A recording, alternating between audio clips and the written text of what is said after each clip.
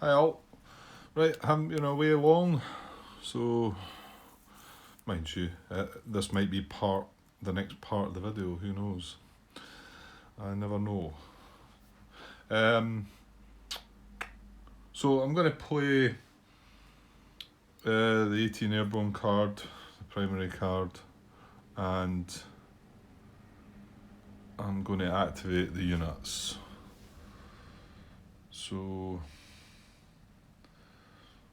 is that what I'm going to do? Yeah, I think so. I figured. I mean, I've got the supplemental card as well. I thought if I'd done that for this impulse, then activated the fifth core, then came back to the airborne core, I would get this guy. Back in St. Vith. Well, assuming nothing happens in between, which is possible because this impulse he's gonna lose his dispersal. Yeah,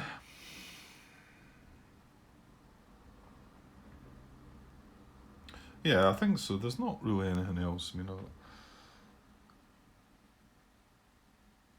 the only other thing I could use it for is raise alarm and bring one of the units out of the reserve units box, or move somebody. But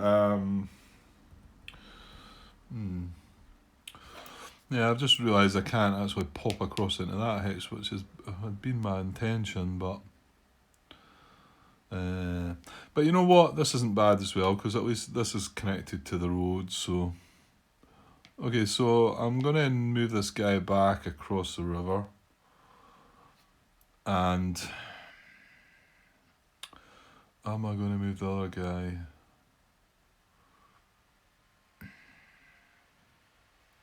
I think I should maybe just leave this guy here, because he's across that river, adjacent to the 66 core there.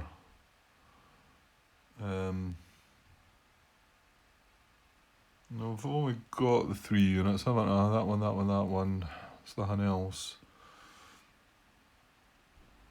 Yeah, I think I'll do that because he'll build an IP, so that's pretty good. And I think he's a better place there. He's on the road, in the forest. He's going to be able to build an IP, so I'll do that. And then the last part, I'll let me remove the dispersal from that guy. There we go. Well, actually, I'll say the last part. Dispersal removal's last. Build an IP and then remove the dispersal marker. So basically, that would be they've all had an activation, if you like. Yeah, step 4 was you could build an IP on units that are eligible, and step 5 is remove dispersal. So yeah, so that's it. Another quick allied impulse out of the way. Okay, so I've only got 2 cards left in my hand now. So German impulse. I draw 2 more cards. Okay, so I think that I said they had 5, so there's only 3 left there. So I'll need to watch, because you know they get a couple of attacks. They draw these cards for combat tactics. So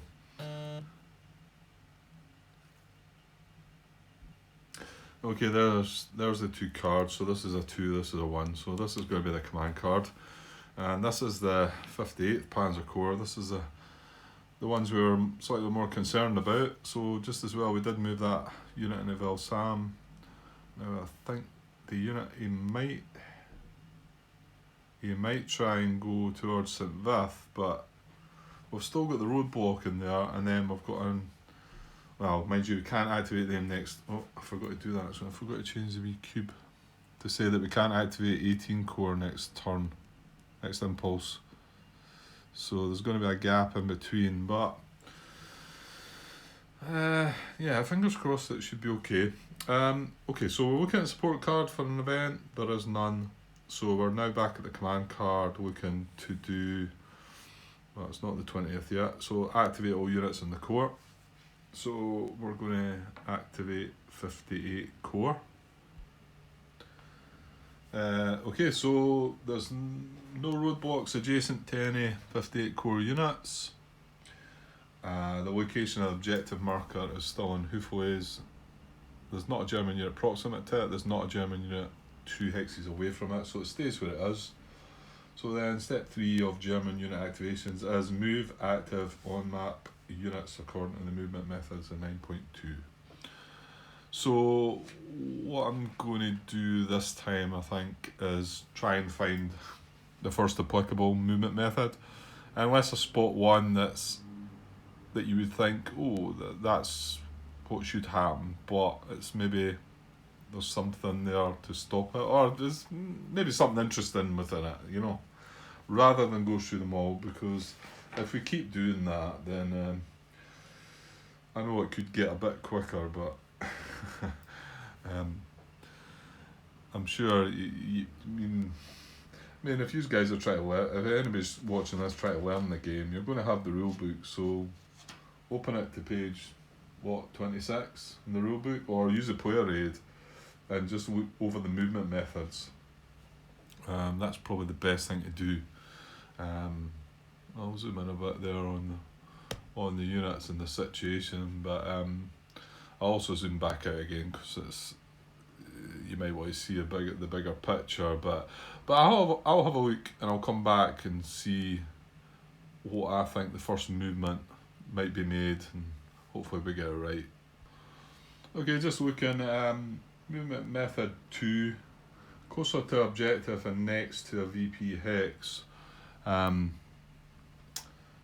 it says move to a hex both closer to unit's army objective and adjacent to an allied VP hex. So you go ascending, so this would be the first unit.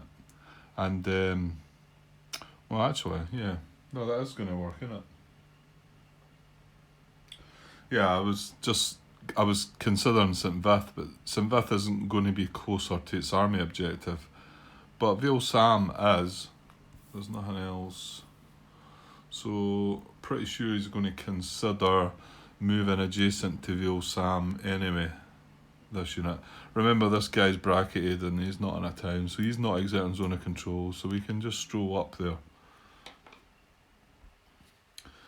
Okay, yeah, so I feel this unit's going to move adjacent to Vale Sam. So it needs to be both closer to the unit's army objective and adjacent to an allied VP hex. Well, at the moment he's 1, 2, 3, 4 away. He can move to here, or I don't think he can get to here. 1, 2, 3, 4. No, it'd be 6 to get in there. But he can actually get to this hex as well. 1, 2, 3, 4, 5, or 1, 2, 3. So these are the two possible hexes. And although it says both closer to army unit,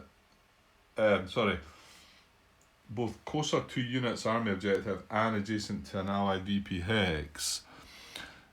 1, 2, 3, 4, 1, 2, 3. Oh, actually, no. That hex isn't applicable then, because he's 1, 2, 3, 4 away at the moment, and that would be 1, 2, 3, 4. So that wouldn't be closer.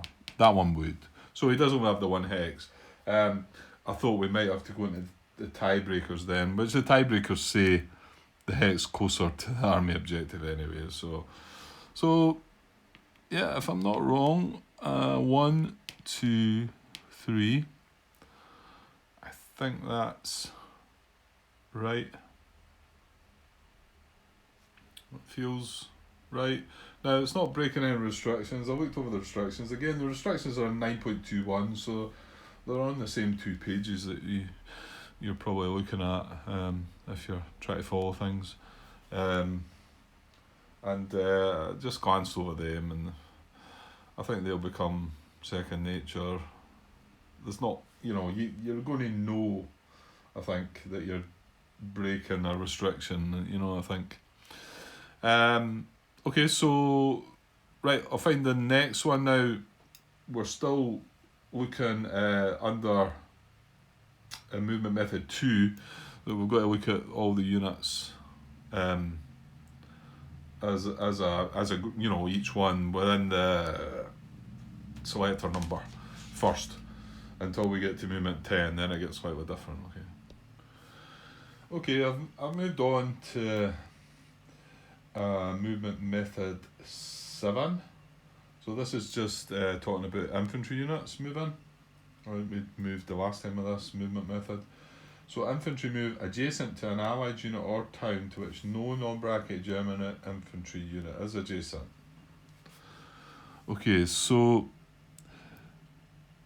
this unit, there's no non-bracket infantry unit adjacent to this unit, or this unit, or these units. This is an armoured unit, so this unit can get adjacent to this, or this.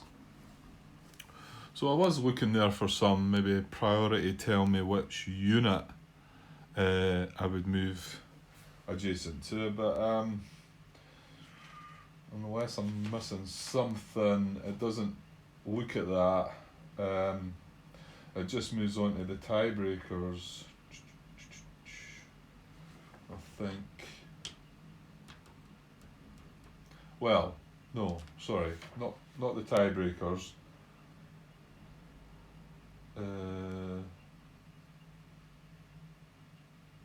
Or does it? Okay. Maybe, does it consider tiebreakers before the tactical adjustments when moving adjacent to allied units?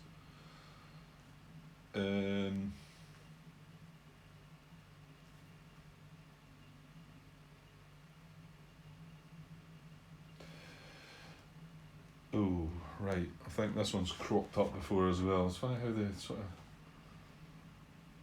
ring wee bells in your head, thinking I've looked at this before, I've wondered about this before, but give me a sec.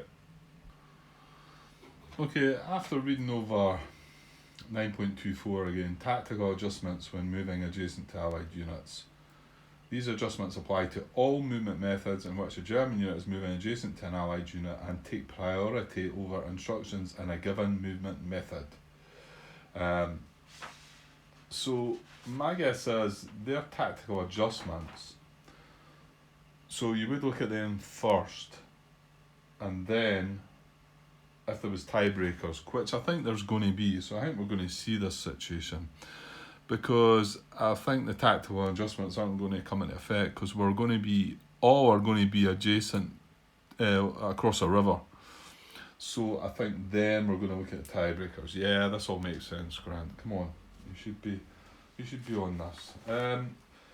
Okay, I think what was throwing me was which allied unit am I going to move towards. I was looking for something to tell me that. Well, there's not a direct target there. It's just the better position to be in. You know, if you can get to an empty hex, yes, and if you can get to an empty hex, it's not across a river, even better. But so let's look at that then. Yeah, so each of these units, I can get to an empty hex here, here, here, or even here. 1, 2, yeah, or even here. All of these 4 hexes would be empty hexes, and they would be adjacent to an allied unit that's not got a non-bracketed infantry unit, German infantry unit adjacent to it. So, okay, but they're all across the river. So there's not a tactical adjustment that's going to help there. So I believe we then look at the tiebreakers, and the first part of the tiebreakers is closest to the unit's army objective. So pretty sure that's probably just going to be this hex here. I'll just have a wee count. Yeah, okay, it would have been that hex, but I've just spotted the fact that this unit can actually go 1 across this good bridge for 2 and 3 into there, and he's then going to be in an empty hex. He's going to be not across a river. It's going to be adjacent to both of these units, and he's going to be closer to his army objective. So surely that should be the one to go for, Grant, which I never spotted initially. So hang on a sec. Well, actually, I don't think it's going to be this hex. I think it's going to be this hex, because he can go 1, 2, 3 or 1, 2, 3. He's going to be in an empty hex adjacent to an allied unit, not across the river. So we need tiebreakers, and the tiebreakers are closest to the army objective to start with. That's closer than that. So pretty sure this guy's going to go 1, 2, 3 after all that. Now, he's not, is he? Any restrictions there? No, I don't think so.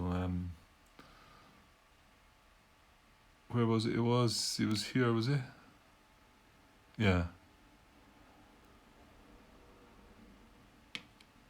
1506. No, he started down there. But I just moved them from there, didn't I? 2. Yeah. So I went 1, 2, 3. Was that right? 1, 2. Yeah, the possibility going there. Yeah, he was here. Yeah, he's not opened up any kind of gap that would let them trace supply to a west wall or a town or anything like that. So yeah, I think that's right. I'm good at thinking things are right. Just I never sound very confident, but okay. So we're going to carry on with the movement methods now. So the other 3 units are, these are both, they're all, well, this is just armour, and the other 2 are combined arms. So there's not any infantry left, so we can ignore the rest of right up 5 to 9, we can ignore all that. So now we move on to 10 to 13, and remember you check these individually between 10 and 13, starting with the lowest numbered unit, which is this guy, number 2. So I'll have a look, and we're only looking at 10, 11, 12 and 13. And by the way, 13 is a bit, I think I maybe read this out of place when I was reading about restrictions on German movement. Because 13 is, well, the headlines, move adjacent to Allied unit. And basically the instruction says move adjacent to Allied unit, if not already adjacent to an Allied unit. And I think I possibly read that because it's right beside 9.21. I mean, you can see it's separate, but I feel like they could have done with something to just split that off to make it, maybe that's just me. Okay, I'll have a look and we'll see what we think we can do maybe. Right, so movement methods 10 to 13 with these guys. So movement method 10, follow movement arrows. And I'm looking at this guy first. He can actually do this because it's 1 into here, and then his primary arrows into there are 2, but that would stop him. He's got to spend his full movement. So it says move if able to expend the unit's full movement allowance, moving in the direction indicated by movement arrows. Followed, and then the first bullet is follow the direction indicated by primary movement arrows in each hex if possible. Second bullet, if a move in the primary direction would result in the movement ending, either 1 before all movement points are expended due to enemy zone of control or high terrain costs, or 2 in a hex adjacent to an enemy unit, and a move into a hex via a secondary movement arrow would not result in either such ending, then move in that secondary direction. And it says the unit may spend a movement point to exit an enemy zone of control at the start of its move if otherwise allowed. And then a unit in a hex without movement arrows or that cannot spend its full movement allowance following movement arrows does not move via this method. And then once you get to the 17th is an extended move, but we're not there yet, so we'll get to that. So it does mean this guy, although he can't go 1, 2, because that's not him. Not he's got to try and spend. He's got to spend 5 movement points to go with this movement method. But he can go 1, and then there's a secondary arrow into here, which is another 2 movement into the broken hex. So that's 3. Remember, this guy doesn't have zone of control, so he then carries on with the primary. It's in a queer hex 4, and then he can go into there for 5. So I think that's where he's going to go. 1, 2, 3, 4, 5. Now, however, is he... No, there's still not a gap here. So let me double check the restrictions. Yeah, hang on. Yeah, he's not breaking any restrictions. Only one you could think, can allied supply be traced to this? But it can't. These are still zone of control. Now, if for some reason these 2 units were to move out, mind you, he's not going to be able to trace supply anyway. So I think that's a legitimate move for that guy. So we then go back to the start of movement method 10 and see unit number 3 here. Well, he can go by the arrows too. That's his primary. He's got a B saying that this bridge is good. So he can actually go 1, 2. Now he can't go there. That would only spend 3 movement points. So you can go 1, 2, 3, 4, 5 in that queer hex. So 1, 2, 3, 4, 5. And the final unit is going to do the same. Now there's a gap starting to appear here, but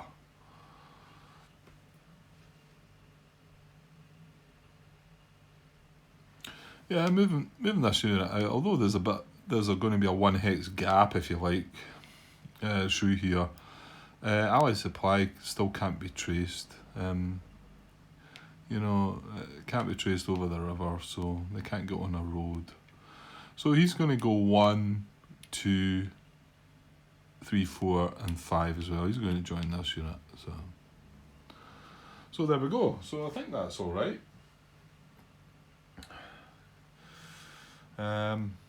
Yeah, and this unit could be in a bit of trouble, to be honest. Okay, give me a sec. Okay, so now we're going into 9.5 to check German attack determination. So we check them in ascending sequence. So this unit's actually adjacent to this, and these 4 units are adjacent to this. So this is selector number 1 though, so we've got to consider this one first and have a look at it. There's no any other active units adjacent. There's no reserve units. It does. Right, I never even picked up on that. If the support card shows the assault coordination combat tactic, which it does, include all non-active German units adjacent to the defender. Well, that's not going to affect any, because there's only this 1 unit adjacent, so that's not applicable. So we don't consider them. And remember, we're only determining if they're going to attack here. So then, situational strength, it's not across the river, they're not in a city. They are in a forest. Okay, so that's a +1. Not improved position. They don't have an adjacent supply unit. Not in a queer, not on low supply. So they're getting a +1. So we're 4 against 5. So we're not even 1-to-1 odds. So it says if less than 1-to-1 odds, the attack is cancelled. So this one's now cancelled. So now we then go on to look at the next unit, which is selector number 2, which is here. So I think this one might go ahead.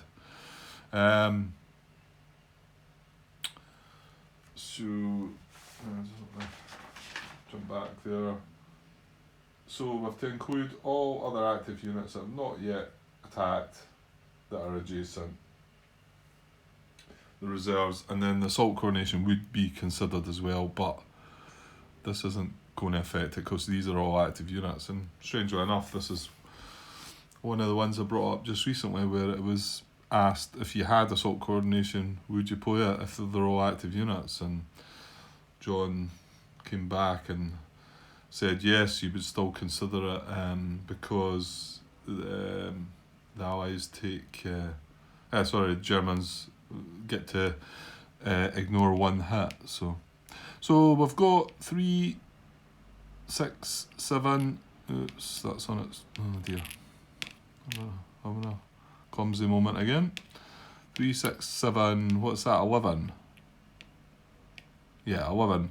So 11 against 2.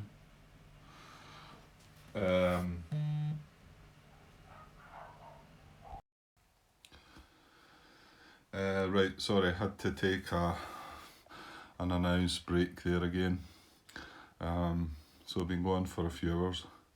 And just to warn you, this is a late night episode after a couple of beers, so you know how they may end up. Right, so I just had a wee glance back though. So we were 11 against 2. We're just trying to deal with this combat. So 5-1 odds. Oh no, sorry, I'm still just determining. Right, okay, I'm jumping the gun here. So I've got the page open here. Yeah, and we were. Sport card shows assault coordination include all non-active units. Aye, but they're all active. That was right. So we're going to check situational strength. It's more than likely this is. So not going across the river. They're not in a city. I should say we're not in a city. Not in a forest. Pre-position. Adjacent to a supplied allied unit. It's not clear. It's broken. I'm pretty sure it was broken now. Yeah. It's not got an allied unit adjacent. Yeah, not got in and going for them. So, what did I say? So it's going to be 5-1. So if equal to or greater than 4-1, conduct the attack. All German units included in the situational strength calculation participate. Okay. All German units included in the situational strength participate. Not quite sure why it says that there. Yeah, I'm not sure. Maybe I'll see why it says that when we go into the actual combat. So we're going to do the combat. So we'll move on to that. Okay. Okay, I'm just seeing why it says that. It says it in the first part there. We didn't have that condition before, but it does say it. If you were to roll the dice and get a successful attack, it says conduct valid attack upon determining that an attack is valid. Conduct the attack in accordance with the procedures in 12.0, which we're just about to move on to. All German units included in the calculation participate in the attack. So it actually says it there. So what we done before is just the same. It's just confirming that. Yeah. Okay. So we're gonna. All the units are going to attack. We're going to draw a combat tactic again. So what we got? We got combat engineers. So they get that, which is going to be an extra boost to them. In fact, yeah, it's going to be 12-2 now, isn't it?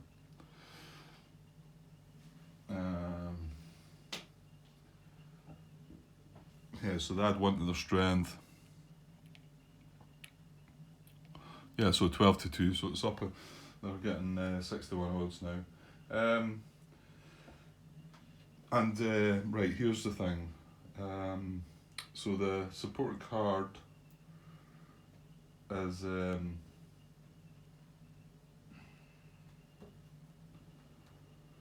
assault coordination. So yeah, this was a bit that we talked about earlier, where all the units are active. So assault coordination is not going to benefit any more units attacking, but it is still going to get played because of the part that says if German, reduce the total hits incurred by the Germans by 1. So that does make it beneficial to the Germans and still playable. So there we go. My concern now is there's 2 cards in the German draw pile. We're going to get an impulse. Well, I think it should. We've got 2 cards left, yeah. Maybe you're saying, Grant, you should be concerned about this unit. It's getting attacked by. Well, sorry, but I'm not really. It's a speed bump. That's horrible to say that, isn't it? You should be thinking in your guys that way. Okay, so, and then there's no reserves. Right, we can play a combat tactic, but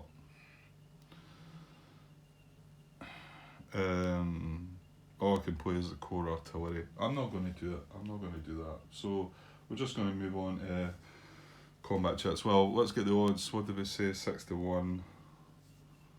Oh, I missed something. Sure, I've missed something because there's elite units in that battle, isn't there?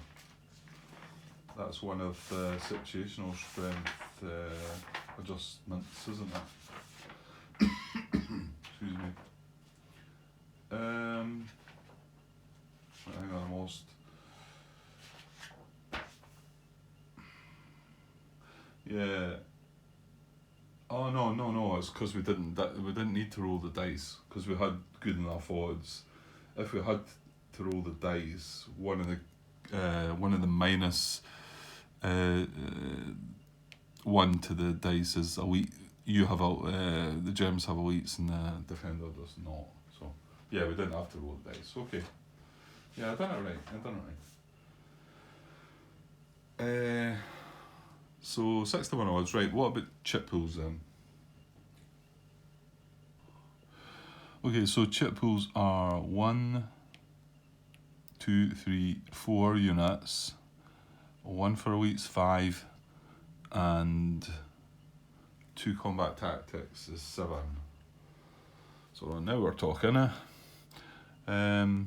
What was the other? It was combat engineers, isn't it? Yeah, that just means that they got the extra strength, but we couldn't play combat engineers. That was right. Okay, so I think that's it. So yeah, we're just going to draw 7 chits and see what the damage is. Here we go. Well, there you go. This is interesting. Got some great. Well, this was the first chit. No artillery played, and then I got a broken chit, which is the D-1. And then air power doesn't count. Then I got another broken chit for D-1. Then I got these 2. Fair enough. But we're going to reduce the 2 hits. It's a great result. This was IP Crossfire, and on the backside, dispersed and supplied. IP Crossfire would have, if I'd had an IP, that would have applied. But that wasn't going to be the case because they played combat engineers, which would have removed it if we did have it anyway. But we've got 2 D-1s and 2 D-1s, and we've got a nice wee cheeky A1 in there. So that's a great result for a 1-step unit being attacked by all that. They've stood the ground well. See, I didn't need to worry about them. Yeah, so that's what we have. 1 hit to the Germans and none on us. So quite an amazing result, really. But just as you can have, and that was only in a broken hit. I mean, that's what done it for us. And not all the broken chits are -1. Sometimes broken is a straight up D1. It kind of varies. I'm sure it does anyway. So okay, so we're going to have to find out how the Germans are going to take their 1 hit. So I don't think we've been there yet. Well, give me a sec. Okay, yeah, it's kind of the same, although I do remember making a mistake with applying step losses before. I remember this when I read it. I'll see when we get to it. My reading of it, I picked it up wrong. It says German step boss, first to 4-step unit, then to 2 or 3-step unit. If none, then 1-step unit. First to 4-step unit. You know what? I can't quite take that in, but I do remember making a slight error with that before. Possibly posted a question, so I might be able to find that. But they're going to take assigning hits to attacking German units. First hit is a step loss. Well, actually, we are going to find out where it's going to take it. So I think they're all 2-step units, aren't they? Apart from that one's a 1-step unit. So, okay, give me a sec. Okay, I think I've got this. I'm not quite sure where I did make my error with this, but it might come up. I'm sure it was regarding either a 3 or a 4-step unit, and I made a bit of a blunder. So we've no 4-step units there to take it out. We do have 2 or 3-step units. I think it's maybe that when it says then to 2 or 3-step unit. So we've got a 2-step unit there, a 2-step unit there, and a 2-step unit there. So for more than one choice of unit above, assign loss to unit in a hex with most total steps, then higher selector number. Finally, you choose. And then general, if assigning more than one step, all units must receive 1 step loss before a unit in a second. A unit may receive a second in the same combat. When attacking from multiple hexes, each stack must be assigned a step loss. Yeah, that's all the same as well. So this is a 2-step unit that's in with the most stack, because it's got 3 steps. These have got 2. So it's actually this unit that's going to take the step loss.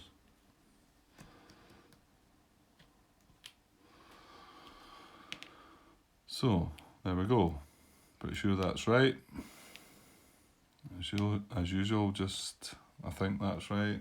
Pretty sure that's right. Okay, so that satisfies that hat. My unit stood its ground. There's no advance after combat. It feels like this day is going really well. However, I seem to remember having a great start to the German solo, and it didn't last. It didn't last, but we ground it out to something at least. Okay. Yeah, so I think that's going to be it. That was the 2 combat tactics, so they get discarded. So again, we're not going to see the German support card getting used, which is maybe just as well for us, because we're wanting to use our last 2 cards before the Germans end the turn. So every one of this unit didn't make the attack. Remember, it wasn't available. Eligible to make an attack. We worked out the situational strength, and but it moved as well. So I've tilted them like that. It can sometimes get a little tricky because I'm tilting them when I'm moving them, but this unit didn't actually make an attack. So I don't know whether I can tilt them in different directions. I should be able to keep track of it, but. The bigger cores, maybe sometimes when they move and then you're not sure if they made an attack. We'll see how we go on. So every one of them have done something. There's nothing that can go back to the reserves. There's no disperse units to remove dispersal from, so that's their impulse over.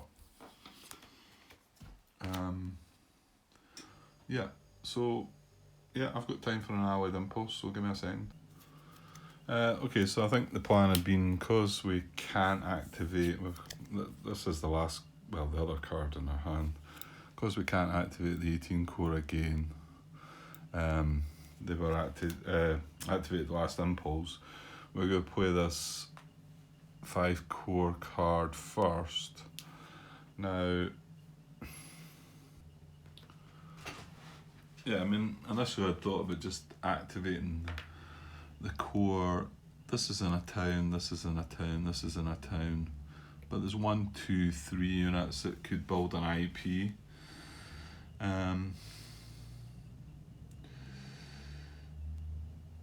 Also, maybe not. I don't know. I mean, that's Elsenborn's a VP town, isn't it? Really. Just wonder if I should. I don't know. I mean, it needs to break through this unit first, but that's probably going to. There's a good chance this is going to get attacked in the next day. So if he's got an IP on him, it helps. But I suppose potentially we could bring this guy down, move him. Oh no, we can only move 1 hex, can't we? Yeah, I forgot about that.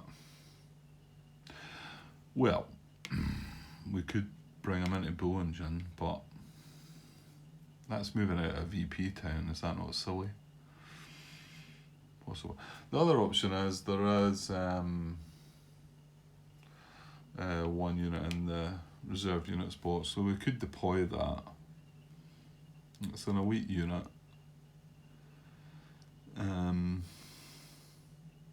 Of 1st Division, so right, doesn't look like 1st Division are on the board yet.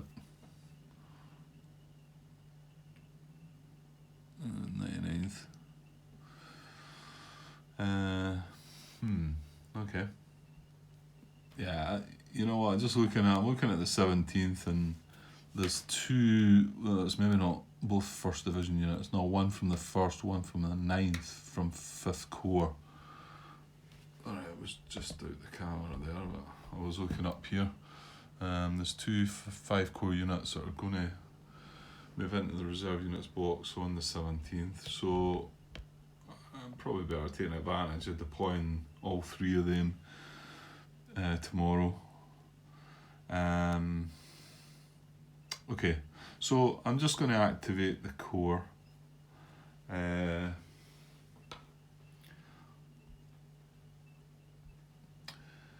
Yeah, I'm going to activate the core. The only unit I would consider moving, let's say I can only move it 1 hex, would be that in the Bollingen, but I just thought about, the Piper card that ignores zone of controls. So if I was to move into there, say, and that Piper got that activation, you could go 1, 2, 3, 4, 5, ignoring zone of controls. And you could just rush into Elsenborn, and get round the back of these 2 units as well. This unit. So with that in mind, I think I'll not, and I'll just leave that unit there. So all we're going to be doing is putting an IP on this guy, and this guy. So I'll do that off camera. I'm actually just thinking as I put that count, I've just put 1 on this guy, and I think I'd wondered in the last game about if the fact I'm using these green cubes, should I maybe do away with the actual putting of the IP marker underneath.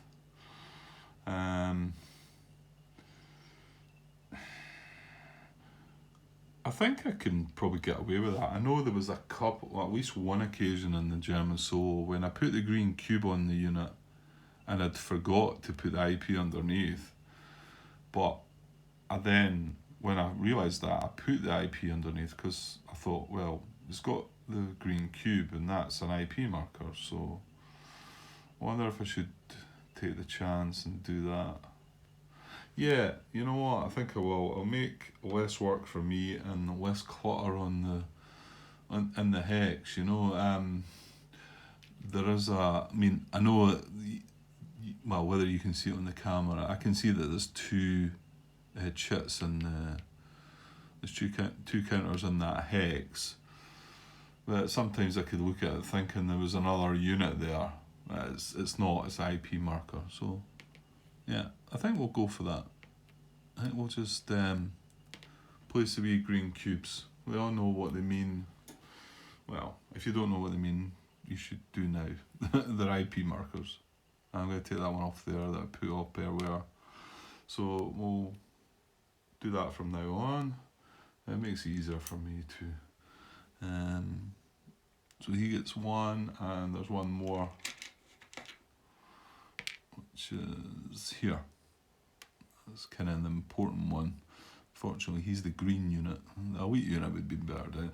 That's partly why I thought if I could move that 2x, but I was forgetting I can only move that 1. Okay, so 3 IP markers, the other 3 are in towns, so can't do nothing with them, so that's them pulse over. So we've got 1 card left, and now this core's been activated. So we've got the last card for the 18 core. So I mean, potentially we could retreat both these units into Sinbeth, which feels quite strong, but might just leave this guy adjacent to the river. Mind you, they're both adjacent to bridged rivers, aren't they? Okay, well, it's going to be the Germans next, so do I have time to do this? I might do, but I'll take a pause here because we're 20 minutes into this cut, so hopefully I'll be right back. Cheers.